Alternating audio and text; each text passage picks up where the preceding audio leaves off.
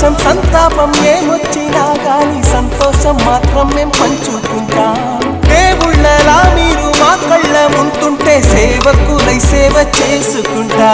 చెట్టు నీరాడెత్తి కొడితే